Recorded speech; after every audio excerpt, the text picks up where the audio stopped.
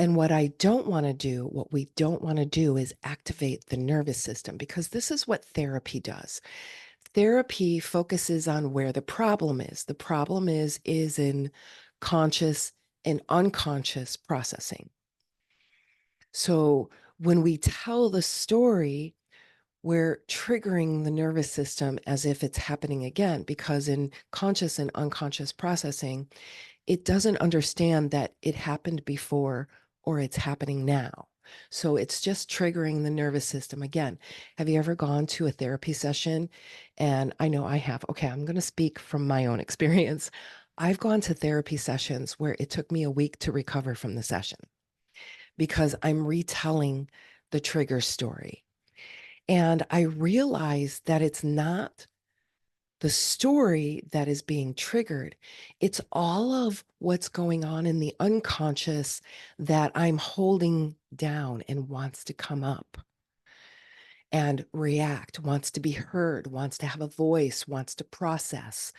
And so what we tend to do is traumas, experiences that we might label bad, all of these things that we don't want to look at, we suppress them in the unconscious. That's pushing them down below the decks. And this putting them down below the decks requires a lot of energy. It's kind of like holding a beach ball underwater, right? So I'm focused in on holding this beach ball underwater, but life is happening. So my attention is going off into life, and then this beach ball resurfaces in whatever my attention is on in life. So it creates a muddied lens of how I'm perceiving my world. This is really a disservice of therapy because they go to where the problem is. You cannot fix the problem where the problem is.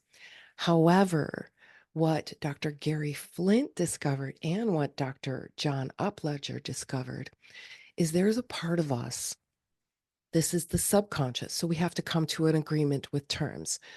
Conscious is like the tip of the iceberg. We're only consciously aware of a small percentage of what's actually happening. Then the unconscious. This is like what's happening below the decks of a ship. So consciousness is like the captain.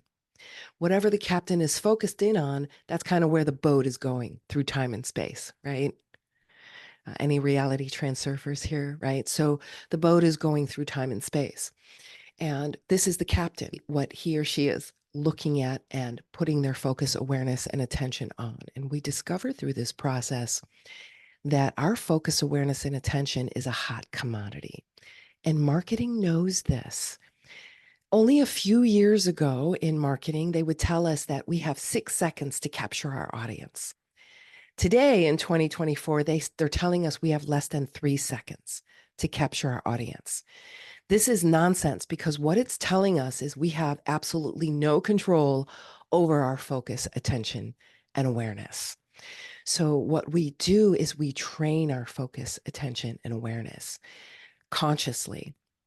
And we do that by whatever's happening in our external world. So we're going to use what's happening in our external world to help us navigate through the deconditioning process.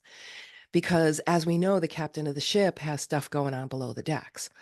So whatever the captain's focused in on, the stuff going on below the decks are going to light up. This is like applying superstring theory. All of the particles light up related to what the captain is focused in on. But there's a part of us, the subconscious. Some call it the superconscious. Some call it whatever you call it, God, source, whatever this part is. Doesn't matter what you call it. This part sees what conscious awareness is focused in on, and it sees all of the particles lighting up in the superstring below the decks.